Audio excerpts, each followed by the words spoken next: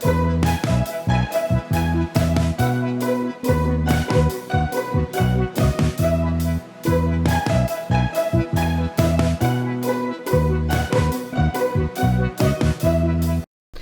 this is LadyLex UK and this is part of my How to Make a Platformer series. In this tutorial we'll be looking at checkpoints. Now checkpoints are quite important for platformers, especially if you've got a rather difficult or long level.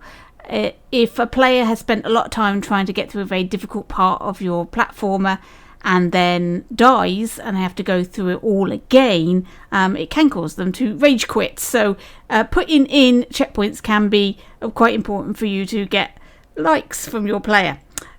So how often and where you put your checkpoints is entirely up to you, but this is how it works. If you don't put any checkpoints in at all, when you're playing your platformer, if I was to die,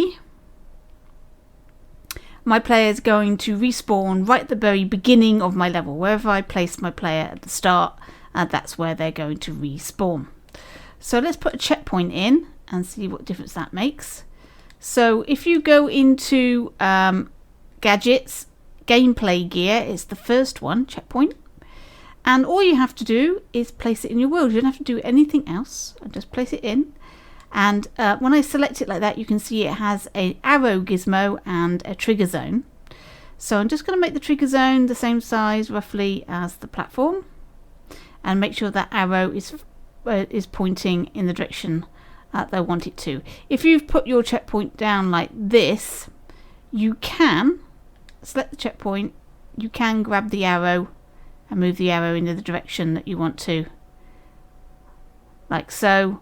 Or you can pick up the entire checkpoint and move it like that.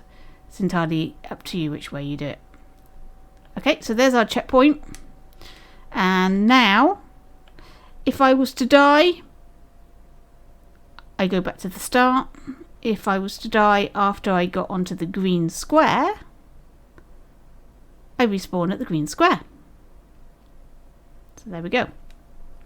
Now, if you was to put another one down, let's put one down here, like so.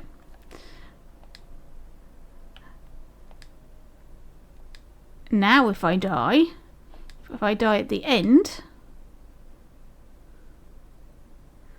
I'm going to be on that brown square. If we go back to the green square and then die, we spawn back at the green square. So it's whatever the last checkpoint that was activated, that's where you respawn.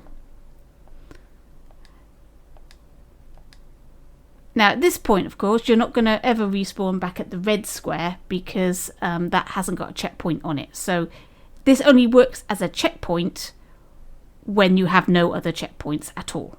Okay? Or your player has not yet activated a checkpoint. So this will only work at that point.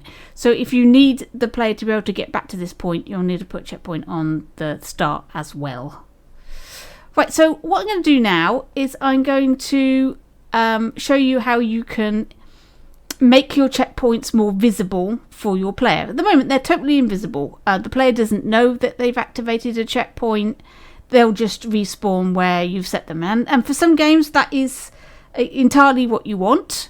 For other games, you want the player to know that they've activated some sort of checkpoint. So I'm going to do some very simple styles of checkpoint that you can make really, really quickly and really easily. So let me just get rid of these. So the first thing I'm going to do, I'm going to create a glow checkpoint. So I'm going to make a white cube. And we're going to place that down there like that.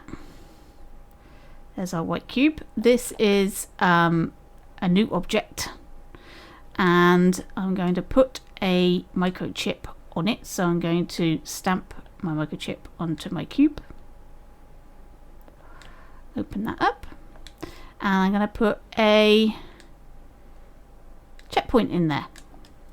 And we'll just select the checkpoint and we're going to move our checkpoint into the position that we want it to.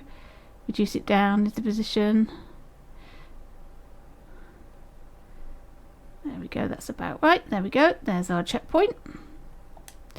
And now we're going to open up with L1 square the tweak menu of that little cube, and I'm going to put down a keyframe, and I'm going to move the glow up so that is now glowing, and press record. And then wire currently active to the power. Turn that off and turn that off. So let's see what happens when we get to this. This is now activated that keyframe and that checkpoint. So now if I was to die, I respawn at that pink cube. And now we can copy this cube like this.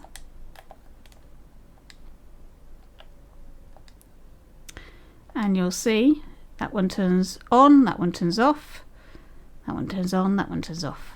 You can see which cubes are activated as we jump from block to block. There we go. So that's a very, very simple keyframe activated checkpoint. Let's do something a little bit more complicated. I'm going to do a substitution checkpoint. So I've made an apple and an apple core. So what I'm going to do is I'm going to put that apple down like so, and then I'm going to put my apple core down, make it the same size like that, in the same position. Okay, so now I'm going to get a microchip, put it on the apple, open that up. I'm going to need my keyframe and I'm going to need a checkpoint. So there's my checkpoint. Let's just move that into position like so. There is a tutorial on checkpoints if you want to see all the bits and pieces that's within this. That's not what this tutorial is about. So check out the checkpoint tutorial for more information about that actual gadget. Right, okay. So I put down my apple and my apple core. So I'm going to put in a keyframe, but first of all I'm going to open up the tweak menus of the apple and the apple core, and then put my keyframe down. And so this is my apple. So when this is activated, I want this to be invisible and the apple core to be visible, so off, on. Press record. Okay, and now normally I want the apple core to be invisible, so I'm going to make that invisible, and then I can close these two off. Let's just check preview invisibility, make sure that's ticked on like that so you can see. There we are, we've got an apple currently active into the power, and I also want a sound effect. So we'll go into sound mode and sound effects, and we'll look for apple bite. Here we go, I've already typed that in, apple bite. Pop that in there and wire that up. So now you'll see if I activate that, there we go. Get that sound effect, and the apple is whole when it's not active and is an apple core when it needs to be. Let's do an animated one. So we're going to use this microchip, and we'll just delete the keyframe because we don't want that.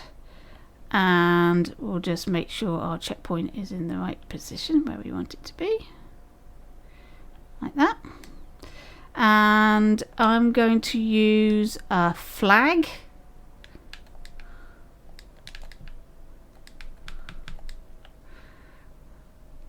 I'm just going to use, what should we use? Red flag. There we go. Here is a very simple red flag. Let's shrink it down. Size I want it to be. That looks about right.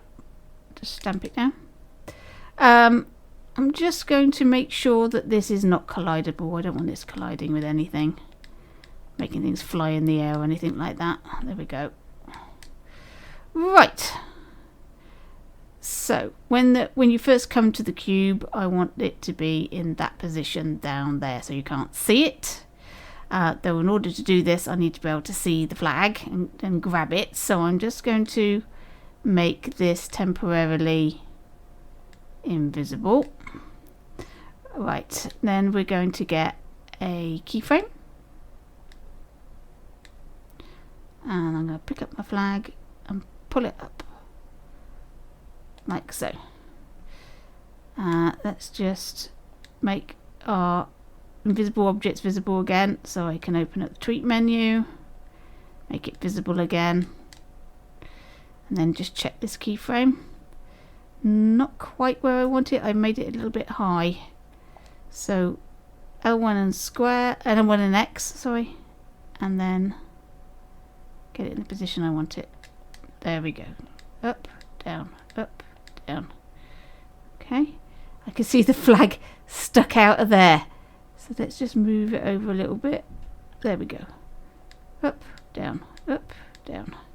Right, and we're going to give it a slow power up of a second. And a slow power down of a second.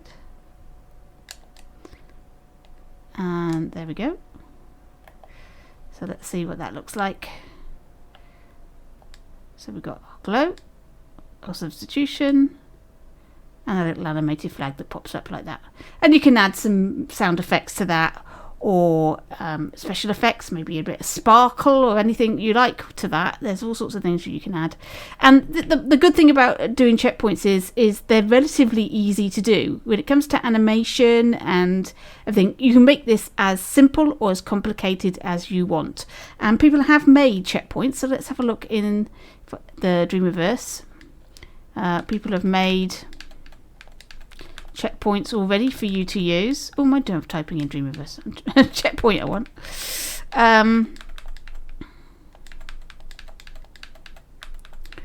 Let's see what people have made.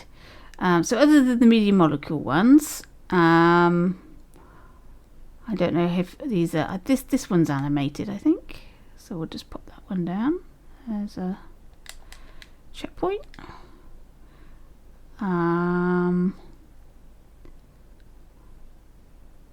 This one here. Some of them are rather large when it comes to thermo, so you've got to be careful about these things. I'm just going to put these in just to see what they're like. So this one, there we go, that activates and a little ball.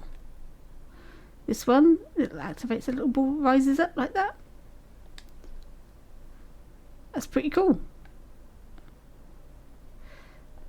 So did a combination of, like, you've got glow going on with these and also a movement, so you can see what's active and what is not.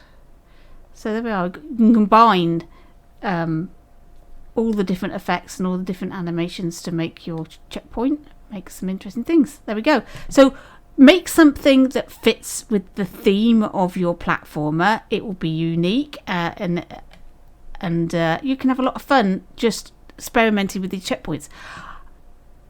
I might make a collection actually of my favourite checkpoints and make a few more myself at a later date, so look out for that. But in the meantime, there we go.